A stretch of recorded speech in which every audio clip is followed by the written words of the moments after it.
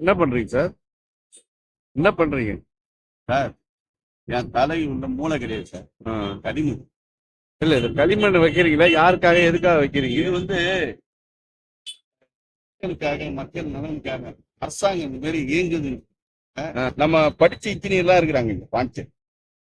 நீங்க சுத்தத்து சுந்தராஜ்?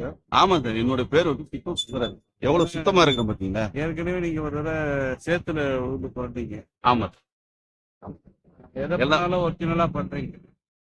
அதாவது சார், நம்ம மக்களுக்கு வந்து எப்போதுமே வந்து ஒரிஜினலா காட்டும் போதுதான் அதனுடைய ஆதங்கமும் அதனுடைய கோபங்களும் வெடிப்படும் சார். நீங்க சும்மா சாதாரணமா வந்து தலையில களிமண் சொல்லிட்டு போனீங்கன்னா சரி வராது சார். நான் யாரையும் வந்து புண்படுத்த மாட்டேன் சார். ஓகே. நமக்கு வந்து புண்படுத்துறது முக்கியம் கிடையாது, புரிதல் கொடுக்கறதா முக்கியம். ஆமா, புண்படுத்துறது முக்கியம் கிடையாது, புரிதல் கொடுக்கணும். அதாவது வந்து இந்த மாதிரி செய்யறீங்களே, மக்களோட வரி பண்ண செய்யறீங்களே, நல்ல கான்செப்ட்ல போயிட்டு நல்ல கான்செப்ட் தலையில கட்டி சொல்லிதான் பழங்க வரீங்க.